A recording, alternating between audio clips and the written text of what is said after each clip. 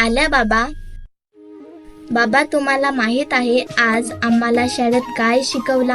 काय बाळा? आकाशात वीज चमकत असताना घ्यावयाची खबरदारी, झाडाखाली उभे राहू नये किंवा खुल्या मैदानात उभे राहू नये, विजेचा खांब, टावर इत्यादी जवळ उभे राहू नये, धातूची दांडी असलेल्या छत्रीचा वापर करू नये. जर तुम्ही शेतात काम करत असाल आणि सुरक्षित ठिकाणी आसरा घ्यायला वेळ नसेल तर दोन्ही पाय गुडघ्याजवळ घेऊन खाली बसावे.